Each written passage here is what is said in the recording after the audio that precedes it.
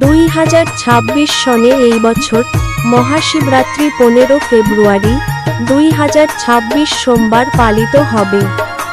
Greek পঞ্চাঙ্গ অনুসারে মহাশিবরাত্রির চতুর্দশী তিথি 15ই ফেব্রুয়ারি বিকেল ভোর 5:04 শুরু হবে এবং 16ই ফেব্রুয়ারি বিকেল ভোর 5:34 শেষ হবে। সবাই একসাথে বলো হর হর মহাদেব।